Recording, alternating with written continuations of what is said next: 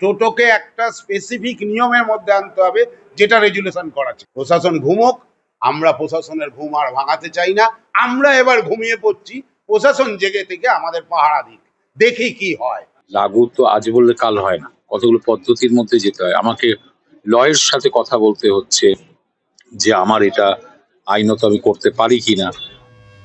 চুঁচুড়া থেকে একসময় জেলার বিভিন্ন প্রান্তে বাস যাতায়াত করত, কিন্তু বর্তমানে মাত্র 3টি রুটে বাস চলছে, তাও যাত্রীর সংখ্যা নেই বললেই চলে।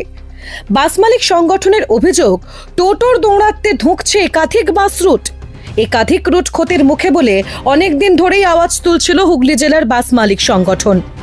জেলা প্রশাসনের পক্ষ থেকে একটি রেজলিউশনও করা হয়েছিল বলে দাবি বাস মালিক অ্যাসোসিয়েশনের। অ্যাডিশনাল এসপি থেকে শুরু করে সমস্ত পুলিশ প্রশাসনের, ট্রাফিক ডিপার্টমেন্টের উচ্চপদস্থ কর্তারা থেকে একটা বৃহত্তর মিটিং হয়, একটা না দুটো হয়, যেটাতে সিদ্ধান্ত একটা হয় যে কোনো রকম বাস রাস্তার উপরে টোটো প্যারালাল ভাবে চলতে পারবে না। টোটো কানেক্ট করবে, একটা জায়গা থেকে তুলে বাসের রাস্তার উপর তাদেরকে ছাড়বে। কিন্তু বাস মালিকদের অভিযোগ, এখনো কার্যকর হয়নি সে রেজলিউশন। ফলে বড়সড় সমস্যার মুখে পড়েছে হুগলি জেলার বাস রুটগুলি।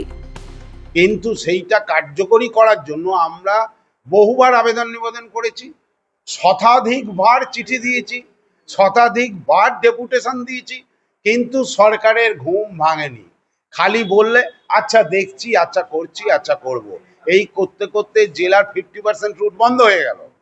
জিটি রোডের উপরে কোনো গাড়ি আর এখন কোনো বাস চলে না আপ টু শ্রীরামপুর বইচি থেকে। জিটি রোডটা কোনো মতে পরিষ্কার করলো না।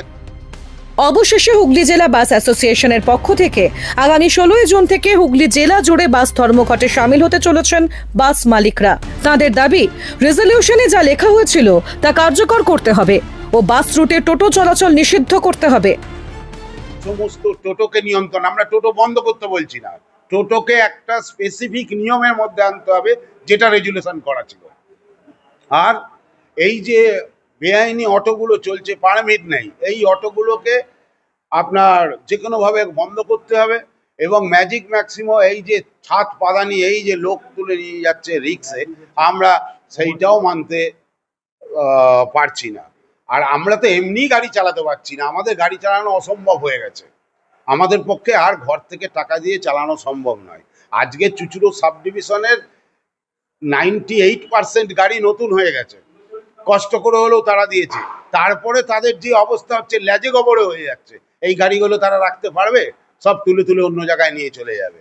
প্রশাসন ঘুমোক, আমরা প্রশাসনের ঘুম আর ভাঙাতে চাই না।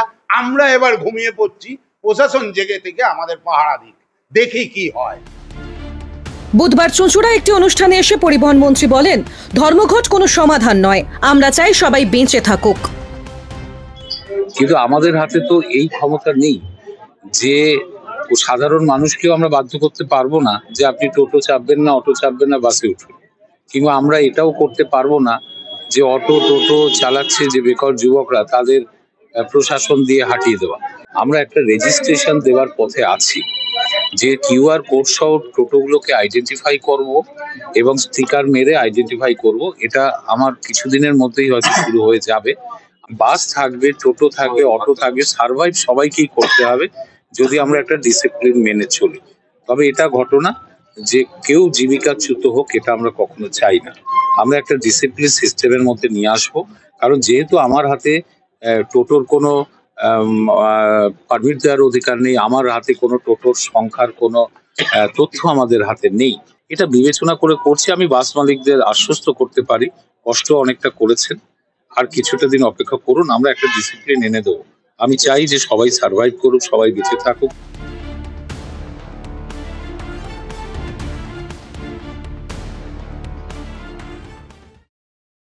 ডাউনলোড করুন এই সময় অ্যাপ, iOS ও অ্যান্ড্রয়েডের জন্য।